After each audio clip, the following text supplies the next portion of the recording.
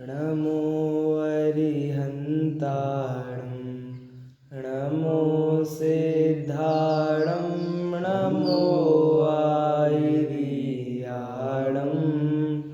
नमो वज्रायाणं नमो लोहे सवसावूढम्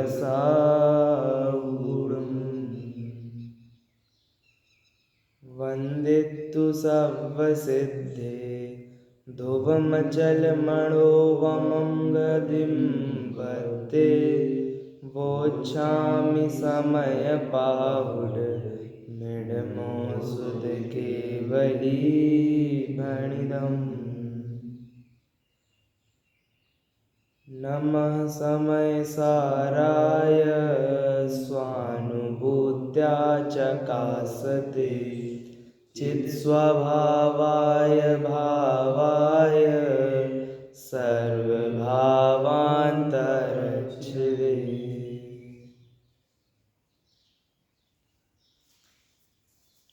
परमागम श्री समयसार जी विराजमान है, जिसकी चर्चा हम कर रहे हैं 413वीं गाथा की। इस गाथा में सामान्यतः यह बताया है कि जो स्वयं को श्रमण अथवा गृहस्थलिंगी मानता है, बहुत प्रकार के गृहस्थलिंगी अथवा मुनिलिंगी पाखंडी लिंगी मानता है, उसमें जो ममत्व करता है उसने समयसार को नहीं जाना। फिर टीका की बात भी आई थी, तो उसमें प्रौढ़ विवेक ऐसे निश्चय पर जो अनारूढ़ हैं और अनादि रूढ़ व्यवहार मूढ़ हैं, ऐसे जीव परमार्थ सत्य भगवंतम समयसारम, परमार्थ सत्य रूपी भगवान समयसार को नहीं जानते हैं, देखते नहीं हैं। न पश्यन्ति, जानना देखना कुछ भी नहीं करते हैं, उस तरफ दृष्टि भी नहीं करते हैं। इतनी सी इसकी टीका है 2 लाइन की, लेकिन इसमें पूरा व्यावृत्ति कर दी। व्यावृत्ति यानी बता दिया कि ये जीव तो मोक्ष मार्ग में है ही नहीं, क्योंकि मोक्ष मार्ग तो सम्यक दर्शन से प्रारंभ है, और जो समयसार को नहीं देखेंगे वे सम्यक दर्शन कैसे करेंगे? और जब तक उसी का आश्रय से होना है, और सम्यक दर्शन नहीं होगा तो फिर मोक्ष मार्ग प्रारंभ कैसे होगा? कदाचित ये व्यवहार चाहिए, मोक्ष मार्ग का भी मार्ग है, एक तो मोक्ष मार्ग है और मोक्ष मार्ग का भी मार्ग है। क्योंकि सम्यक दर्शन किसे कहेंगे हम? शुद्ध भाव पहली बार किसी जीव को हुए, शुद्ध भाव अनादिकाल से आज तक नहीं हुए, शुभ अशुभ में ही चल रहे थे। शुद्ध भाव जैसे ही हुए, औपशमिक सम्यक दर्शन जैसे अपन कहते हैं प्रथमोपशम, वैसे हुए तो उन्हें समयसार की प्राप्ति हुई। लेकिन वे भाव भी जब जीव शुभ भाव में होगा ना, तो शुभ भाव के बाद ही शुद्ध भाव आता है। अशुभ भाव से शुद्ध भाव नहीं होता है, तो इसलिए ये समागम भी जरूरी है, ऐसा नहीं है। लेकिन जो उसी में ममत्व करने लगे, यानी देखो सबसे बड़ी दिक्कत दुनिया में यही है कि जो व्यक्ति प्रचार करने को आया किसी भी चीज़ का, जैन धर्म का नहीं, तो वो तो करता है दूसरी चीज़ों का खंडन कि भैया ये मिथ्यात्व है, या उनकी भाषा में जो कहते हैं उस गलत चीज़ को कि ये गलत है, ये गलत है। हम बता रहे हैं कि ये मिथ्या दृष्टि है, वो मिथ्या दृष्टि है। लेकिन सबसे बड़ी दिक्कत ये हो जाती है कि जो बताता है ना, उसी से ममत्व हो जाता है, तो फिर उसी के नीचे मिथ्यात्व का पोषण होने लगता है, नया मिथ्यात्व। हर व्यक्ति, जैसे कि कोई बहुत प्रतिष्ठित महान व्यक्ति हुए जिनने बहुत प्रचार किया, तो उनने बताया कि इस चीज़ में धर्म नहीं है, क्रियाकांड में धर्म नहीं है, लेकिन उनके नाम भी क्रियाकांड चालू हो गए। ऐसा होता है कि नहीं होता? तो ये क्या है? ये वही जो हम बार बार बोल रहे हैं कि श्रमण उपासक जो हैं और एक श्रमण है, वो एक दूसरे की प्रशंसा कर रहे हैं और काम चल रहा है। तो इसलिए ये जगत भी कैसा है? ये बिल्कुल धोखा देने वाला जगत है, जो मोक्ष मार्ग में अपने आप को कह रहे हैं, लेकिन फिर भी मोक्ष मार्ग में नहीं है, और एक दूसरे की प्रशंसा करके संतुष्ट हैं। संतुष्टि क्या है? संतुष्टि मतलब संतुष्टि 2 प्रकार से हो सकती है। क्या करें भई, अब तो मिलेगा ही नहीं हमें, तो ये जो निराशा पूर्वक संतुष्टि जिसे कहते हैं, ये वाला मोक्ष मार्ग नहीं है। मोक्ष मार्ग संतुष्टि क्या है कि मैं अपने में पूर्ण हूँ ना, तो दो प्रकार से बोल सकते हैं कि भाई, जैसे केवल ज्ञान को असहाय बोलते हैं, असहाय केवल ज्ञान। तो असहाय शब्द के 2 अर्थ कौन कौन से? सहारा नहीं, हम बेचारे हैं करने की आवश्यकता नहीं है और अपने को असहाय। यही भाई, जो असहाय है, दीनहीन फील करना, एक ये असहाय हुआ, और आवश्यकता नहीं है मुझे, वो वाली बात है। तो अब आवश्यकता नहीं है, देखो एक तो दीनहीन फील कर रहा है तो उनको लगता है अपन तो कुछ पीछे हैं, तो वो क्या करते हैं, एक दूसरे की प्रशंसा करेंगे, तो सामने वाले को लगता है हाँ अपन सही मार्ग पर है, सही चल रहे हैं, तो वो क्या है, संतुष्टि देते हैं एक दूसरे को, बाकी कुछ नहीं है उसमें। तो इसलिए व्यवहार मूढ़ है, इस पर हमने पर्याप्त चर्चा कर ली है। अब आगे कलश 242वां है। 242वें कलश में यही बात बता रहे हैं, वही शब्दों का प्रयोग है, वही बात बता रहे हैं, बस एक उदाहरण से बता रहे हैं। ये वियोगिनी छंद है, बहुत कम प्रयोग में आता है, पर इसकी लय भी थोड़ी देख लीजिए। फिर एक बार मैं उच्चारण कर देता हूँ, अर्थ समझेंगे, फिर आप लोग से करवाएंगे तो इजी हो जाएगा। व्यवहार विमूढ़ दृष्टयः परमार्थं कलयन्ति योजना, तुषबोध विमुग्ध बुद्धया कलयन्तीह तुषं न तण्डुलम्। ये इसकी लय है। इसमें क्या कह रहे हैं, देखिए पहला शब्द आया व्यवहार विमूढ़ दृष्टया, व्यवहार में जो मूढ़ हैं और उनकी दृष्टि मूढ़ है, ऐसे जीव क्या करते हैं, परमार्थम कलयंती नो जनाहा। जनाहा यानी जन, नहीं, जनाहा मतलब लोग, जन, एक जन, दो जन, चार जन आए थे, तो वैसे करके जन। तो जन ये संस्कृत शब्द है और उसमें जनाहा कर दिया, बहुत सारे जन। कैसे जन हैं, जो व्यवहार में मूढ़ हो रहे हैं, जिनकी दृष्टि व्यवहार में मूढ़ है, ऐसे जन परमार्थम कलयंती नो। परमार्थ क्या होता है, परमार्थ है ना, निश्चय, निश्चय परमार्थम कलयंती, और कलयंती मतलब कलह उत्पन्न करना। तो जो व्यवहार वाले जीव हैं वे परमार्थ में कलह उत्पन्न करते हैं, भाई वो तो जानते ही नहीं है, तो कलह उत्पन्न करने की कहाँ से बात आएगी। कलयंती मतलब होता है, नीचे क्या दिया है, नीचे तो देख लीजिए एक बार, परमार्थ को नहीं जानते। ये जो नो शब्द है ना, नो, परमार्थम कलयंती नो, तो इंग्लिश में भी नो का मतलब नहीं होता है, और एक न शब्द होता है, न, देखो नीचे वाली लाइन में, तुषम न का मतलब भी नहीं होता है। संस्कृत में दो अलग अलग शब्द हैं, और एक नो है ना, नो, वो भी नहीं के अर्थ में ही होता है। तो इंग्लिश में भी जो नो है NO, यहाँ पर भी नो है। तो नहीं कलयंती, उसका कलयंतन नहीं करते। तो कलयंती मतलब क्या होता है, नीचे तो जानना लिखा, लेकिन वास्तव में जैसे कि एक शब्द के कई अर्थ होते हैं ना, तो कलयंती, कलयंती यानी गिनना, गिनना, जैसे कि वो नहीं गिनते, नहीं गिनते। तो गिनने का मतलब क्या होता है, जाओ हम तुम्हें कुछ नहीं गिनते, हाँ, वैल्यू नहीं करते, ये बात, वैल्यू नहीं करते मतलब जानते नहीं है। क्योंकि बताया था ना कि पंडित जी साहब का वाक्य कि अपने से ज़्यादा किसी की महिमा आ रही है तो मिथ्या दृष्टि है, और जो गिनता ही नहीं है भगवान आत्मा को, गिनता ही नहीं है, तो उसे महिमा कहाँ से आएगी, है ना। महिमा तो थोड़े संसर्ग में रहे, पहले दिन से किसी की महिमा नहीं आती, कुछ दिन रहो उनके साथ, कुछ दिन पता चले क्या है, तब जाकर किसी की महिमा आती है। और गिना ही नहीं रहे, जा ही नहीं रहे, तो महिमा कहाँ से आएगी, ऐसा यहाँ बोल रहे हैं। जो कोई जैसे बाहर की महिमा करे, हाँ, तो वहाँ मने अंदर की नहीं आ सकती। उनको अच्छे ठाट बाट व्यवहार जो है, तो तुम्हें मने तत्व की महिमा नहीं है, जब होते ही होते कि नहीं होते कि तो होते कि नहीं है। ये परमार्थ में बस नहीं है, दुनिया में भी है। जो व्यक्ति दो जगह अकल लगा ही नहीं सकते, एक जगह जब काम कर रहे हैं तो दूसरी जगह गौण अपने आप हो जाएगा, ऐसा। तो कदाचित जब व्यवहार में हम प्रवृत्त हों तो निश्चय को गौण नहीं करना, यानी उसका लोप नहीं कर देना। कदाचित गौण हो सकता है, लेकिन दृष्टि हमेशा निश्चय प्रधान रहती है। नहीं भाई, विशेष महिमा आई, हाँ, तो विशेष महिमा तत्व की महिमा, परमार्थ तत्व की महिमा। और 7 तत्वों के श्रद्धान का नाम भी सम्यक दर्शन है, देवशास गुरु के श्रद्धान का नाम भी। लेकिन देवशास गुरु का श्रद्धान क्यों बोलते हैं, क्योंकि 7 तत्वों का प्रतिपादन उन्होंने किया, इसलिए बोलते हैं, वरना नहीं बोलेंगे। क्यों, यदि भाई अरहंत आदिक से प्रयोजन की सिद्धि लिखी, उसमें क्या लिखा है मोक्ष मार्ग प्रकाशक में, अरहंत आदिक से प्रयोजन की सिद्धि। नमस्कार क्यों कर रहे हैं हम अरहंत आदिक को, उपकार किया, इसलिए उपकार क्या किया, मार्ग बताया, मान लो मोक्ष मार्ग बताया, यही उपकार है। सबसे बड़ा उपकार एक ही है, कौन सा, और सबसे बड़ा भी मत बोलो, उपकार ही एक है। उपकार क्या है, मतलब दूसरा उपकार ही नहीं है। बड़ा छोटा तो तब होगा जब 2-3 होंगे, उपकार ही एक है, भव्य जीवों को मोक्ष मार्ग बताने वाला। सर्वार्थ सिद्धि नाम का ग्रंथ है, तत्वार्थ सूत्र की टीका, पहला सूत्र भी प्रारंभ नहीं हुआ, भूमिका भी लिख रहे थे।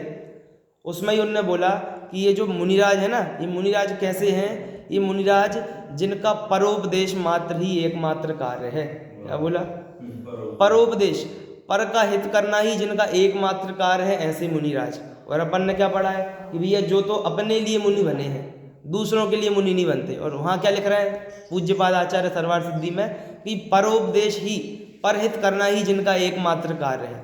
बताओ यहाँ पर संधि कैसे बैठा है? कार्य मतलब हो गया जो बाहर में कार्य हो गया, अंतर में तो उनकी सहज प्रवृत्ति चलती है, तो उनका वो तो सहज कार्य है। ऐसा भी ले सकते जो हैं। बुद्धिपूर्वक बाहर जो कार्य करते हैं वो उनका उसमें कर्तव्य बुद्धि टाइप का जो वजन है, थोड़ा सा करना पड़ रहा बाहर का कार्य, करना पड़ रहा है। और इसमें और भी ऐसे देख सकते हैं कि वहाँ क्या है कि ग्रंथ प्रारंभ कर रहे हैं, तो ये मार्ग हमारे पास कहाँ से आया? मुनियों से आया, आचार्य परंपरा से आया। पूज्यपाद आचार्य के भी पहले लगभग 800 वर्ष वो हुए 5वीं शताब्दी में, तो लगभग 1000 साल और 100 साल और लगभग इतने पूर्व महावीर भगवान हुए। ये परंपरा कहाँ से आई? ये उनके द्वारा ही, आचार्यों के द्वारा। तो यदि वो ये सोचते कि भैया क्या करना परोपदेश करके, तो आज हम यहाँ नहीं बैठे होते। इसलिए ग्रंथ प्रारंभ कर रहे हैं तो वहाँ पर तो वैसा बोलेंगे, लेकिन वास्तव में मुनि तो अपने लिए ही बना जाता है ना। बाहर मतलब वो उसमें भी आया ना, खींच तान के कोई क्रिया नहीं करते, वरना कई आचार्यों को इतना ज्ञान था वो लिख सकते थे, लेकिन अब जिनको भाव आया उनने लिखा, कदाचित नहीं भी लिखा। तो हम तो बोल सकते हैं कि भाई हमारे लिए इन्होंने उपकार नहीं किया, तो उनको उपकार नहीं किया तो उनका नाम हम नहीं जानते ना, लेकिन उससे उनका क्या बिगड़ा? अनंत सिद्ध हुए। और हम 24 के नाम जानते हैं और 5-10 के और जानते हैं जो पुराणों में आ गए, और उसके उनके अलावा नहीं जानते, लेकिन उनका सुख कम हुआ क्या? उससे नहीं हुआ। तो हमारे प्रयोजन की सिद्धि तो उनसे ये थी, उन्होंने मोक्ष मार्ग दिया, और इसलिए 7 तत्वों का मार्ग देने से देवशास्त्र गुरु की महिमा है। तो वो हम व्यवहार में प्रवृत्त हो सकते हैं, लेकिन उसी में विमूढ़ हो जाएं उसका यहाँ पर निषेध है। व्यवहार में ही प्रवृत्त होने का निषेध है। तो कोई मुनि भी हों और कहे कि हम तो प्रचार करेंगे, तो ये वाला कार्य भी उनके लिए नहीं था, तो इसलिए वो भी व्यवहार में मूढ़ हो जाएंगे अन्यथा। परमार्थम कलयंती नो जनाः, और उदाहरण दे रहे हैं दूसरी लाइन में, तुष बोध विमुग्ध बुद्धयः। तुष यानी क्या होता है?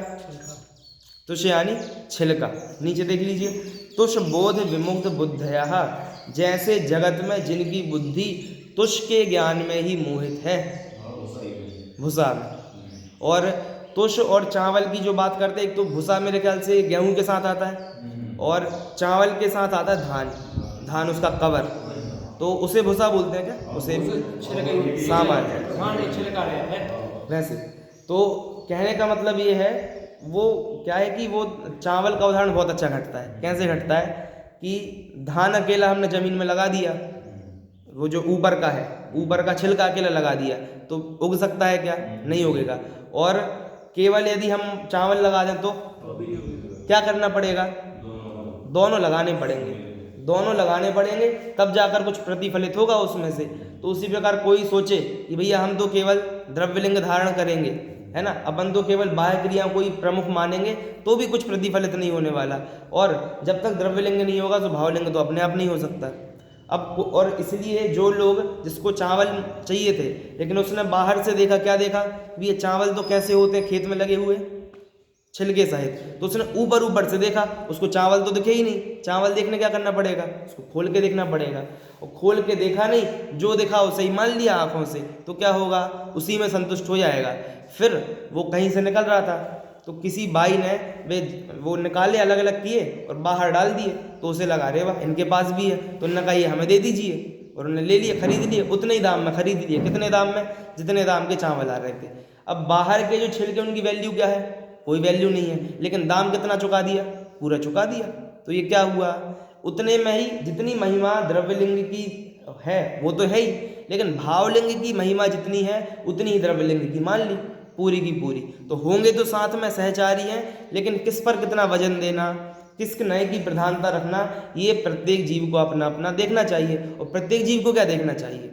एक ही मोक्ष मार्ग है ना, और सब सुख चाहते हैं, तो सबको इसी की प्रमुखता रखनी चाहिए। हमारा भी ये कर्तव्य है। तो तुष बोध विमुग्ध बुद्धयः कलयन्तीह तुषम न तंडुलम। तंडुल यानी चावल, उसको तंडुल को नहीं गिनते, और किसको गिनते हैं? बाहर की जो भूसा भूसा है उसको गिनते हैं। इतना सरल सा इसका अर्थ है। ऐसे ही मोक्ष मार्ग प्रकाशक में भी जब पहला अधिकार आया तो पहले अधिकार में भी उन्होंने परंपरा बताई कि कैसे ये मोक्ष मार्ग अपने तक आया, कि ये 3 अनुबद्ध केवली हुए, फिर ये हुए, ऐसे करके बताया। फिर उन्होंने बताया कि आजकल बड़े सूरज नहीं है, जैसे सूर्य ना हो तो दीपक से काम चलाते हैं, ये सब बातें वहाँ पर आई। तो वहाँ पर ही जब श्रोता का स्वरूप, वक्ता का स्वरूप, ये सब आया, तो वहाँ पर उन्होंने ये बताया कि एक श्लोक आता है वहाँ पर, शायद उपदेश सिद्धांत रत्नमाला का है, तो वहाँ से उन्होंने बताया कि भैया जो पदों में ही संतुष्ट हो गए हैं, यहाँ तो आचरण की बात आ गई। फिर बोला कि कोई पंडित हुआ और पंडित होकर उसको भाव तो नहीं पता यहाँ क्या लिखा है, लेकिन वो इसी में संतुष्ट है कि बताओ कितनी अच्छी संस्कृत लिखी है, कितनी अच्छी प्राकृत लिखी है। तो उन्होंने बोला कि आप पद में ही संतुष्ट हो गए। पद में संतुष्ट हो गए मतलब अक्षरों में ही संतुष्ट हो गए, भाव तक नहीं गए। और भाव तक नहीं गए तो बस वही उदाहरण दिया कि जो पद में संतुष्ट है, भाव तक नहीं गया, तो वहाँ यही बोला कि आप भूसे में संतुष्ट हो गए और अंदर तक नहीं गए। अंदर तक यानी चावल को प्राप्त नहीं किया, उसी को वो कूटते रहते हैं। ये बात यहाँ पर भावार्थ में जयचंद जी छाबड़ा लिख रहे हैं, जो धान के छिलकों पर ही मोहित हो रहे हैं, उन्हीं को कूटते रहते हैं, उन्होंने चावलों को नहीं जाना ही नहीं है। इस प्रकार जो द्रव्यलिंग आदि व्यवहार में मुग्ध हो रहे हैं, अर्थात जो शरीर आदि की क्रिया में ममत्व क्रिया करते हैं, उन्होंने शुद्धात्मानुभव रूप परमार्थ को नहीं जाना। अर्थात ऐसे जीव शरीर आदि परद्रव्य को ही आत्मा जानते हैं, वे परमार्थ आत्मा के स्वरूप को नहीं जानते। अब ये तो इन्होंने एक लिख दिया। अब इस पर बनारसी दास जी ने कलश के जो कहें कि भावानुवाद करते हैं, तो इन्होंने 4 छंद में इसे लिखा। सर्वशुद्ध ज्ञान अधिकार के 120, 21, 22 और 23। यहाँ से मैं पढ़ रहा हूँ। जैसे मोगध धान पहचाने, तुस तंडुल को भेद न जाने, तैसे मूढ़ मति व्यवहारी, लखे न बंध मोख गति न्यारी। क्या बोल रहे? जैसे मुग्ध हो कोई, मुग्ध यानी मोहित व्यक्ति है ना, भोला, यहाँ भोला शब्द लिखा अर्थ में, भोला व्यक्ति हो, धान को पहचाने और तुस तंडुल को भेद न जाने, दोनों का भेद नहीं जाने, वैसे ही मूढ़मति व्यवहारी है, वह बंध और मोख इन दोनों की गति मतलब प्रकृति कह सकते हैं, गति मतलब उस जाने का रास्ता।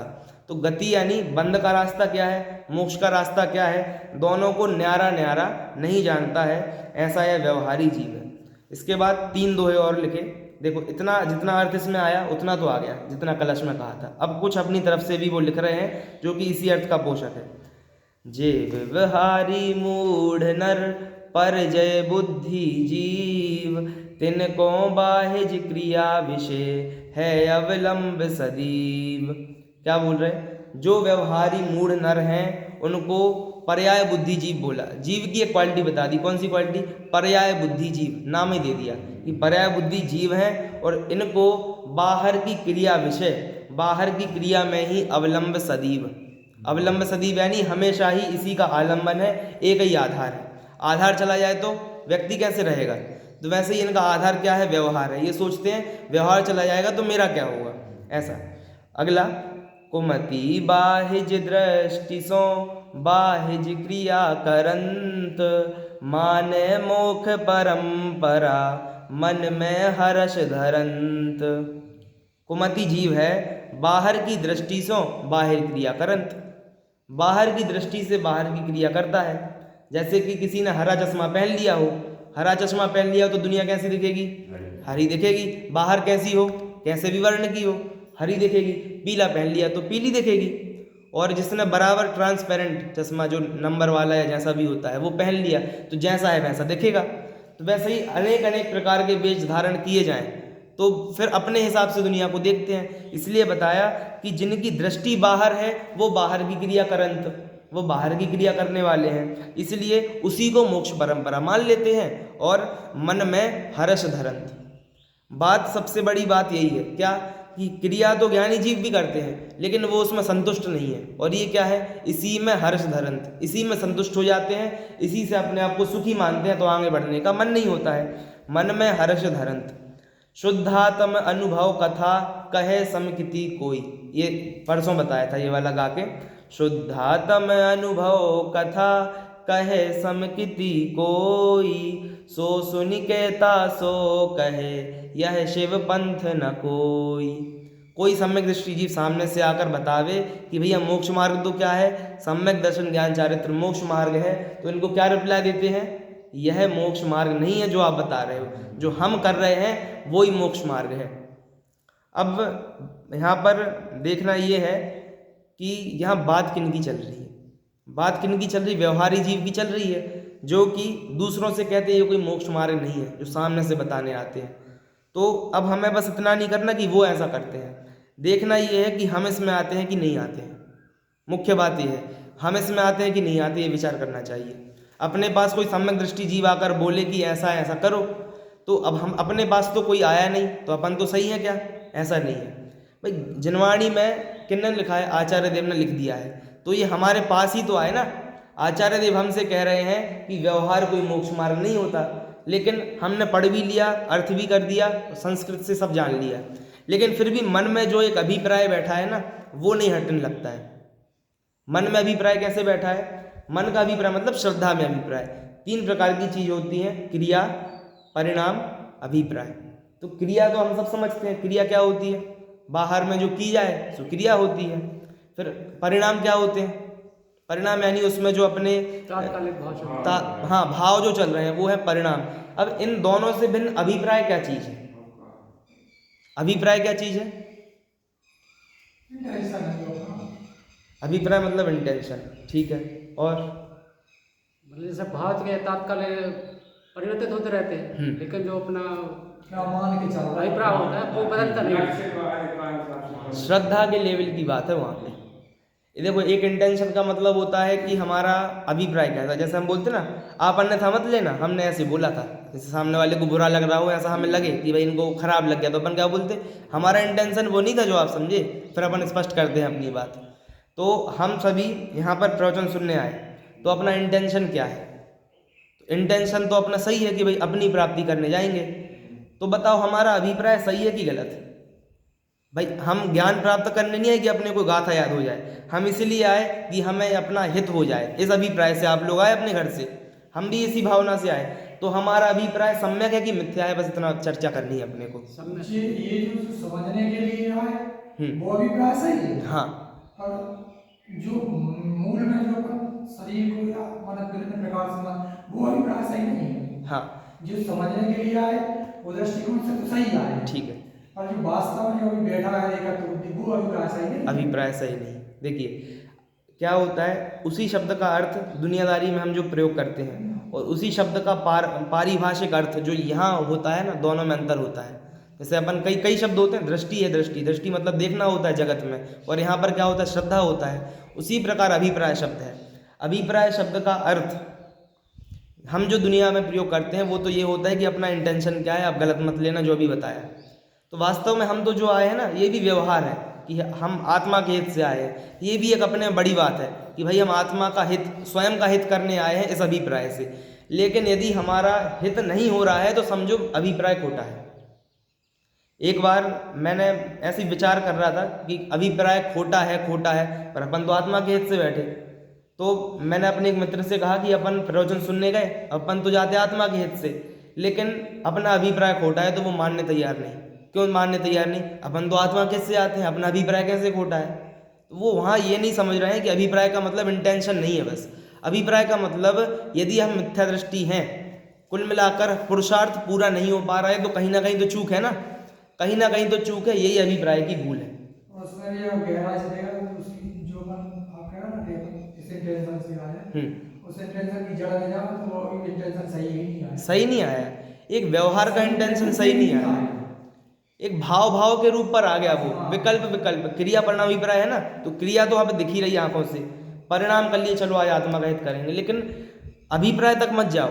भावों में ही यदि हम अपने भावों को टटोलें तो हर व्यक्ति 7वां अधिकार लिख सकता है खुद का।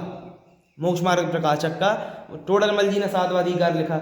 अरे हर व्यक्ति अपना 7वां अधिकार स्वयं का लिख सकता है, क्योंकि सबके एक वो सामान्य तरीके से लिख दिया ना, लेकिन हर व्यक्ति के औदयिक भाव और छायोपशमिक भाव अलग अलग हैं।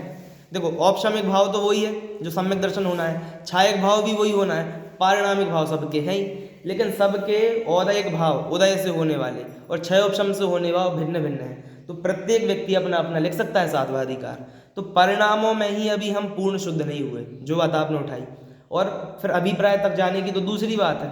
और अभिप्राय कौन सा? व्यवहार अभिप्राय, जिसे हम दुनिया का कहते हैं। तो अभी तो भाव ही ठीक नहीं हुए, तो व्यवहार अभिप्राय क्या ठीक होगा? और व्यवहार अभिप्राय ठीक नहीं हुआ तो अभी निश्चय अभिप्राय, जिसे सम्यक दृष्टि ही कहे। अभिप्राय मतलब श्रद्धा, तो सम्यक अभिप्राय मतलब सम्यक दृष्टि, मिथ्या अभिप्राय मतलब मिथ्या दृष्टि। मतलब ये जो अभी जिसको अभिप्राय किया वो वास्तव में एक भावाभास है, बस वही है, परिणाम है, वो श्रद्धा नहीं है। ऐसा है। ग्रहित अग्रहित की हम चर्चा कर रहे हैं ना, कि खंड खंड में देख लो तो क्या हो गया, ये अपना ग्रहित हो गया, हर भाव का ग्रहित। और अखंड देख लो तो अग्रहित हो गया। वैसे ही हमारे भाव जो चल रहे हैं, तो भाव अभी चल रहे हैं शुभ, फिर दुकानदारी में चले गए तो कदाचित अशुभ हो जाए। तो भाव तो अंतर्मूर्त में बदलेंगे। 1 घंटे तक प्रवचन करते रहें तो 1 घंटे में अंतर्मूर्त तो हो ही जाएगा, मूर्त हो जाएगा तो अंतर्मूर्त तो हो ही जाएगा 48 मिनट। तो शुद्ध भाव तो दूर है, शुभ भाव भी कंटिन्यूस नहीं है। शुभ भाव बदल गए, शुभ के अशुभ हो गए, लेकिन एक अभिप्राय जो हमारा पड़ा हुआ है, क्या अखंड जिसे हम देखें अपने अंदर क्या पड़ा हुआ है, तो वो क्या पड़ा हुआ है? मिथ्या पड़ा हुआ है। तो परिणामों में जो संतुष्ट हो गए, यहाँ बोल रहे हैं ना भावों पर ध्यान दो, लेकिन यहाँ पर वास्तव में भाव पर ध्यान देने की बात नहीं कह रहे हैं। यानी दुनिया में भी कोई बेमन से कार्य करे ना, तो जैसे मम्मी ने कहा जाओ ये काम करो, तो वो लटके जा रहे हैं, तो बोलते मन से करो ना, करना है तो मन से करो तो खुश रहेंगे। तो इतना तो मोटिवेशन स्पीकर जो होते हैं वो बोलते खुश कैसे रहें। तो अब जो कार्य कर रहे हैं करना तो है ही, तो खुश होकर करें।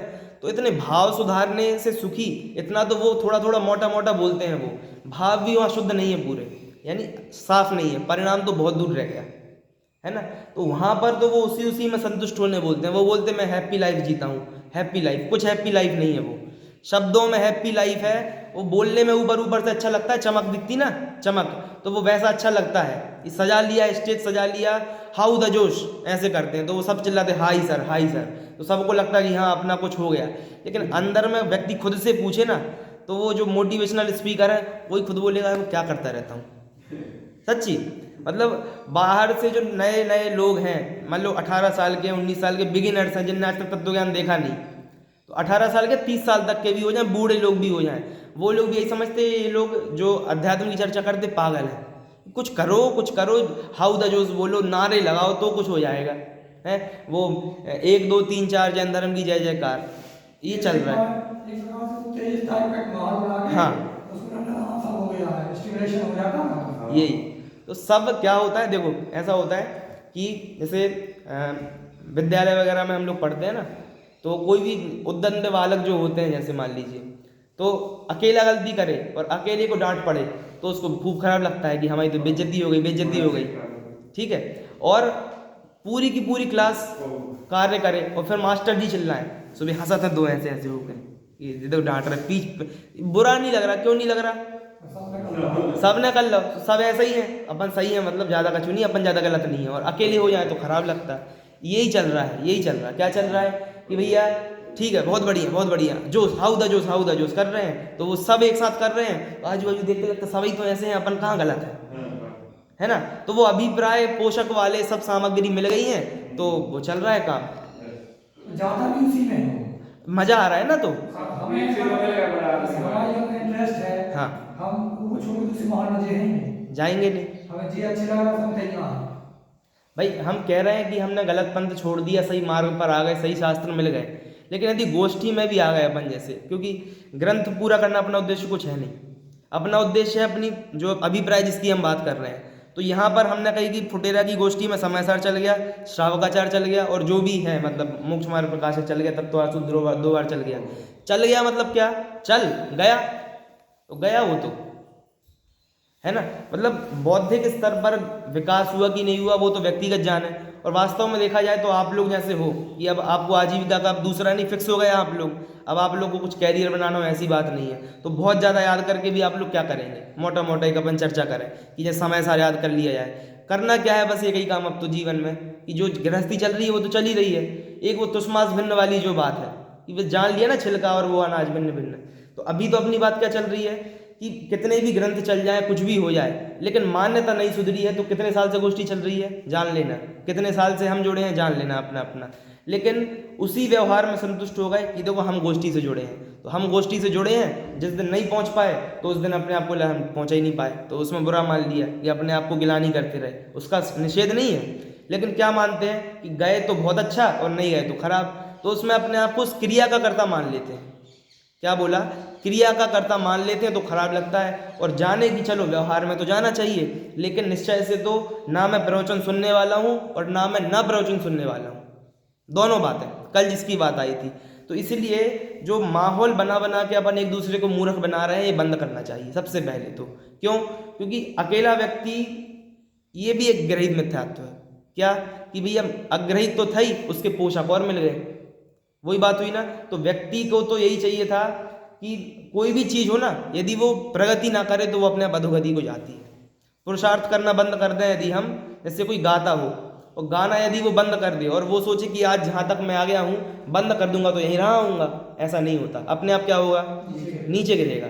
और देखिए कि भैया हम फल लाए, फल लगे थे पेड़ पर, तो वो तो लगा था, जुड़ा था मूल से, तो बढ़ता रहा, फिर उसकी वो जो स्टेज आ गई वो आ गया, टूट गया।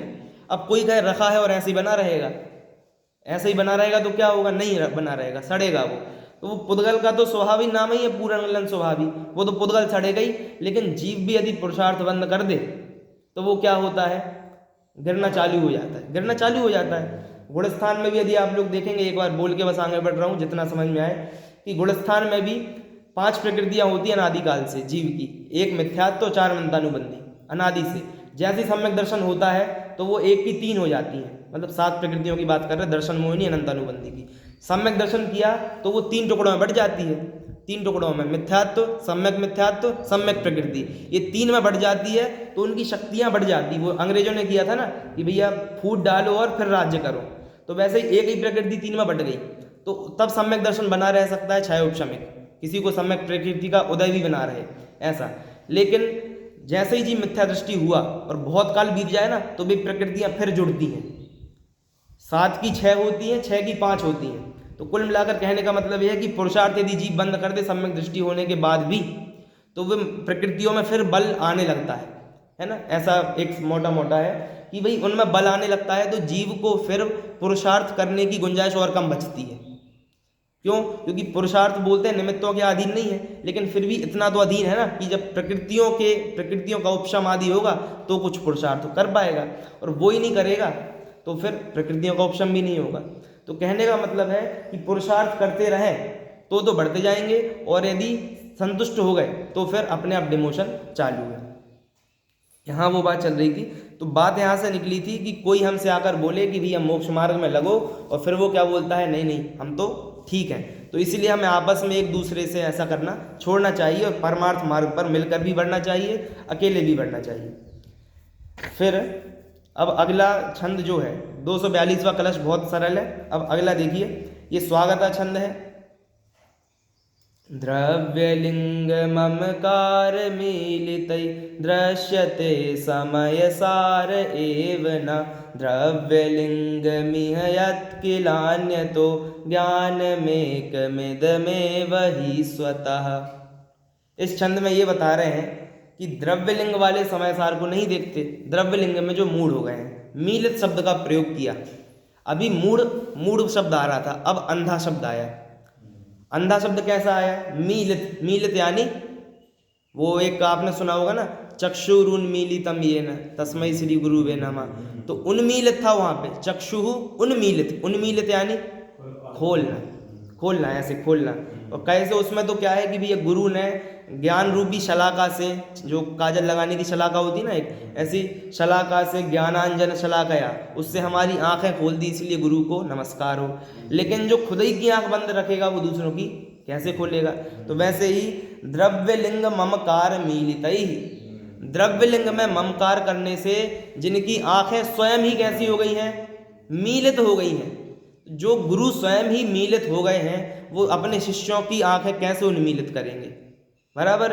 तो चक्षुरुन्मीलितम, इसलिए किस गुरु को नमस्कार हो? जिनने हमारी आंखें खोली, ऐसे गुरुओं को नमस्कार हो। इसलिए वही बात आ गई, अरहंतादिक से प्रयोजन की सिद्धि। कि भाई उनने किया हो तो है नमस्कार, वरना क्या नमस्कार।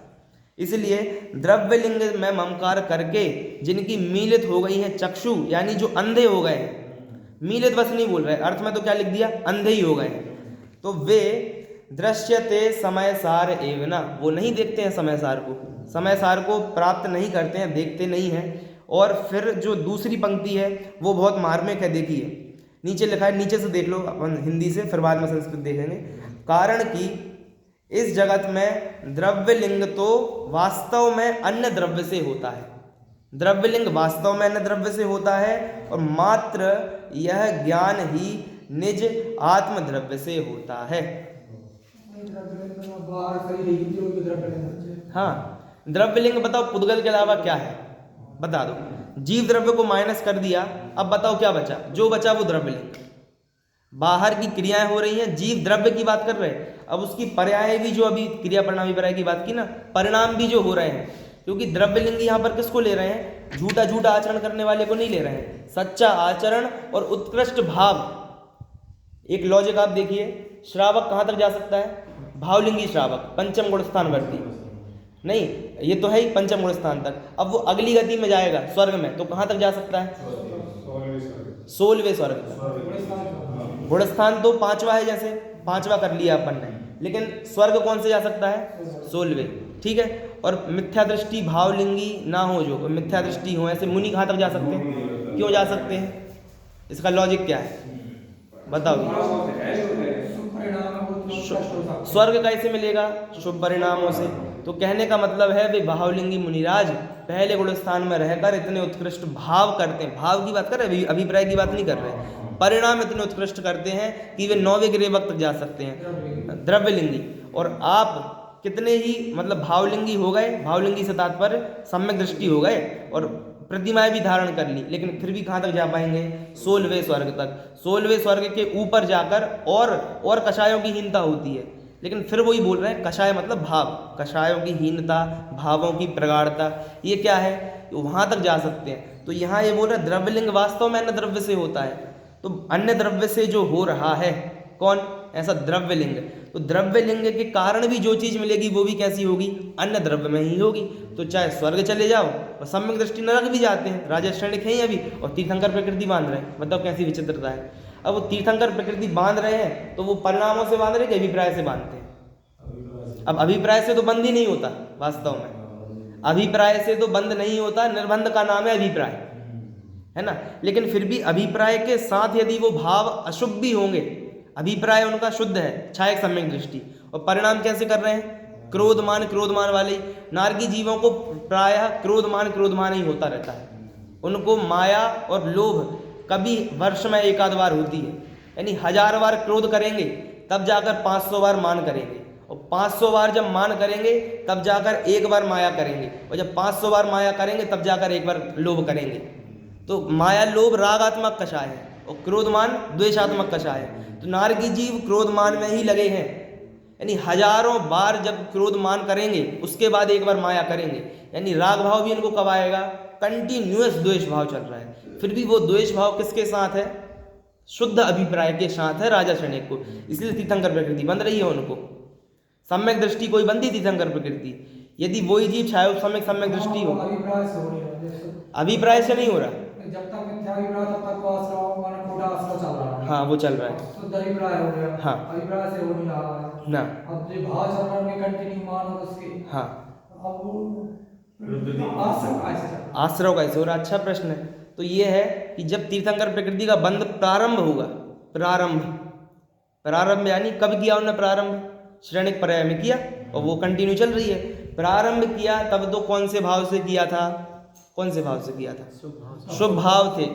लेकिन वो प्रकृति का एक ऐसा तजुर्बा है कि वो एक बार बंधना प्रारंभ हो जाए तो अब वो रुकती नहीं है। कब तक नहीं रुकती है, 8वें गुणस्थान के 6वें भाग तक नहीं रुकती, यानी अब श्रेणी चढ़ जाओ तब वो रुकेगी, यानी अरहंत होने वाले हम एक अंतर मुहूर्त में। 8वां गुणस्थान 6वां भाग 9वां 10वां 12वां 13वें में हम केवली होने वाले हैं, वहां पर उसका उदय आएगा 13वें गुणस्थान में, और यहाँ पर 8वें गुणस्थान के 6वें भाग तक वो लगातार बंधेगी।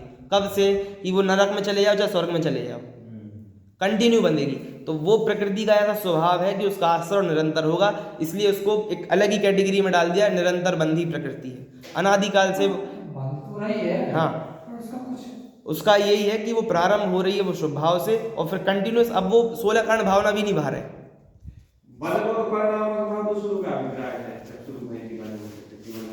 देखो ऐसा है, वही है इसका कि कंटिन्यूस बंधती रहती है, बंधती रहती है। अब अपन बोलेंगे परिणाम से बंध रही कि अभिप्राय से बंध रही, यही है ना प्रश्न तो अपना। तो अभिप्राय तो शुद्ध है, लेकिन अभिप्राय के साथ इसका अभिनव भाव है। कैसा अभिनव भाव है कि कोई छायोपशमिक दृष्टि जीव होवे, छायोपशमिक सम्यक दृष्टि, अब वो यदि नरक में जाएंगे ना तो उनका एक अंतर मुहूर्त के लिए छूट जाता है। क्या छूट जाता है? सम्यक दर्शन, क्योंकि सम्यक दृष्टि नरक में जाता नहीं है, बराबर है। छायक हो तो पहले में जाता है, और छायोपशमिक हो तो तीसरे तक जा सकता है। कैसे जाएगा? कि जब वो मर रहे होंगे ना और पर्याप्ति पूरी करेंगे, वो एक अंतर मुहूर्त के लिए उनका सम्यक दर्शन छूट जाएगा, एक अंतर मुहूर्त के लिए छूट जाएगा, तो वो मिथ्या दृष्टि हो जाएंगे। तो यदि राजा श्रेणिक छायोपशमिक सम्यक दृष्टि होते तो उनका छायोपशमिक छूट जाता, और तीर्थंकर प्रकृति उनकी बंधना रुक जाती। फिर से तीर्थंकर प्रकृति एक अंतर मुहूर्त के लिए बंधना रुक जाती, और उसका हेतु क्या दिया ग्रंथों में कि सम्यक दर्शन नहीं था इसलिए रुक गई। क्या बोला? सम्यक दर्शन नहीं था इसलिए रुक गई।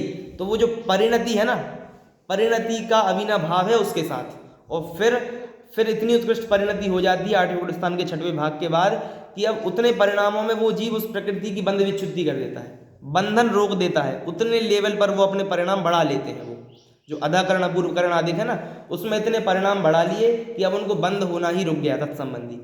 तो कहने का मतलब है जब प्रारंभ हुई तब शुभ भाव थे, फिर उसके बाद वो अभिप्राय के साथ उसकी व्याप्ति रहती है, ऐसा तो वो साथ में चलती है। लेकिन अभिप्राय यानी सम्यक अभिप्राय से वो बंधती हो ऐसा नहीं है।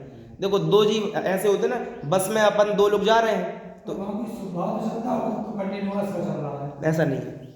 आश्रव के 5 प्रकार बताए ना, आश्रव किस कारण से होता है? 5 प्रकार का। वो भी तो जैसे तीर्थंकर प्रकृति को स्वभाव है, हाँ, ठीक है ना, तो उसको आश्रय हो रहा तो कोई ना कोई नहीं ऐसा नहीं है। 13वें गुण स्थान में सातव वेदनी का आश्रव होता है।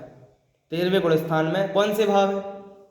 वहाँ तो आश्रय योग से हो रहा है, हाँ, योग से हो रहा है, तो कोई हल्का पतला थोड़ी है योग। पंचम जो क्या नाम से पंचेंद्रिय जीव हों, पंचेंद्रिय जीव को सबसे ज़्यादा योग होता है। तो निगोदिया जीव कम आश्रव कर रहा है, और 13वें गुण स्थान वाले ज़्यादा आश्रव कर रहे हैं। क्या बोला? पंचम जो 5 इंद्रिय वाला जीव है, संगी पंचेंद्रिय सबसे ज़्यादा करता है, वे ज़्यादा आश्रव कर रहे हैं कर्मों का। आश्रव मतलब बंद नहीं बोल रहे हैं हम, आ रहे हैं और जा रहे हैं उनके। तो हाँ, बंद भी हो रहा है। अरे तो वही तो बोल रहे कि अब जैसे किसी को कोई आत्मानुभूति कर रहा है, 4थे गुण स्थान में है, शुद्ध भाव चल रहे हैं, तो बताओ उसको कर्म बंध रहे कि नहीं बंध रहे? क्यों बंध रहे? भाव तो नहीं कर रहा। कषाय है ना, वही तो बोल रहे, कषाय साथ में है तो वहाँ पर योग साथ में है, और यहाँ पर जब कोई 4थे गुण स्थान में है तो प्रमाद आदि भी साथ में है। मिथ्यात्व नहीं है, 4थे गुण स्थान में अविरति है, प्रमाद है, कषाय है, योग है, इनसे आश्रव हो रहा है। यही भाई मिथ्या दर्शनाविरति प्रमाद कषाय योगा बंद हेतु, ये बंद के हेतु हैं। हाँ, पूछ रहा है कि भाई जैसे अपन इसमें चले जैसे तीर्थंकर हो रहे हो वहाँ पे और आश्रय चल रहा है, ठीक है, तो वहाँ क्या कहेंगे कि किससे? स्वभाव से। किसके स्वभाव से? प्रकृति के स्वभाव से।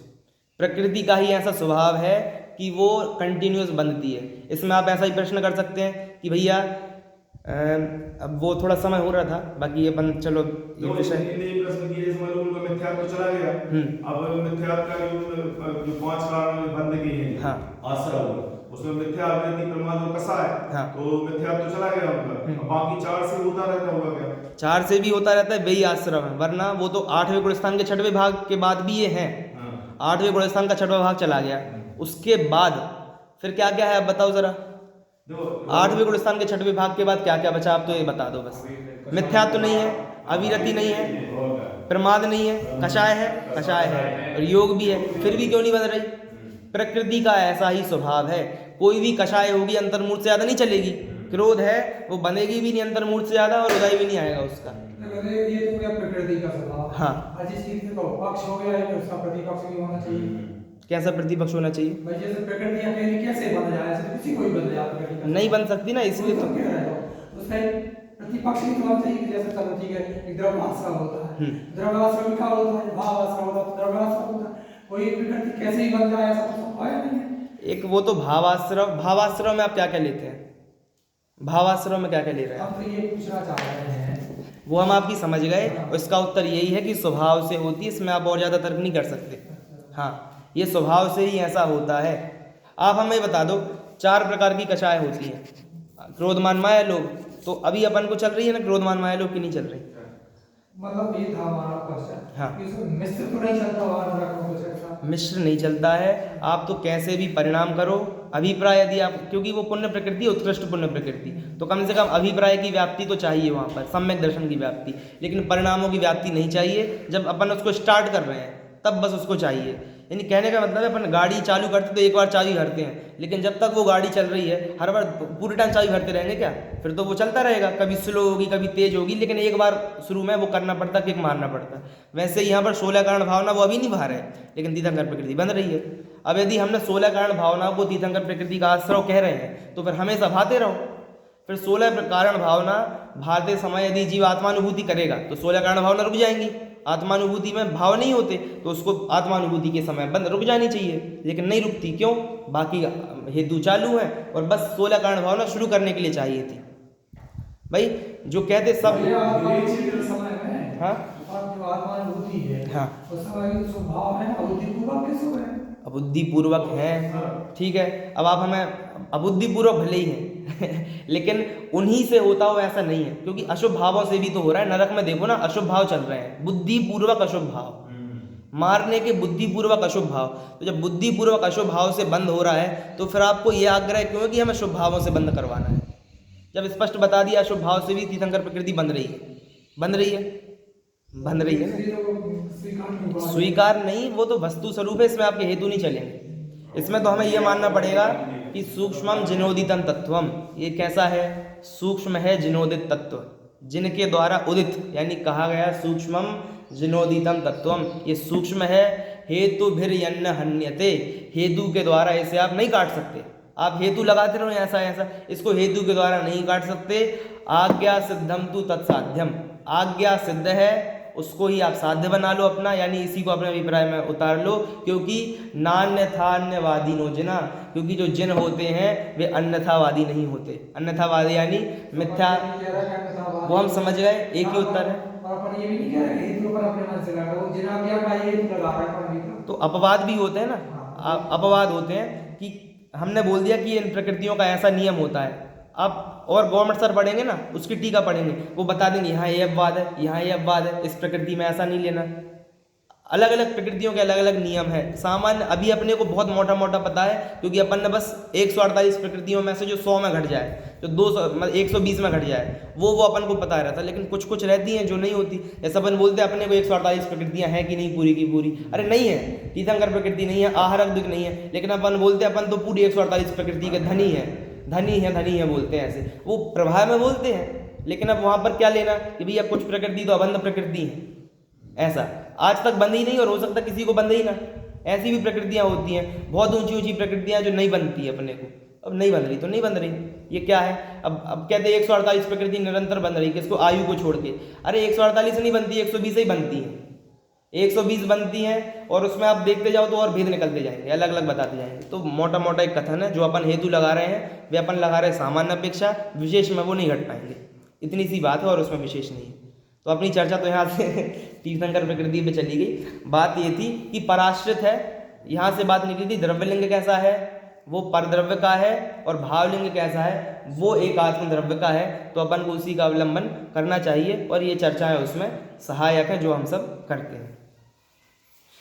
सहजानंदी शोध स्वरूपी अविनाशी में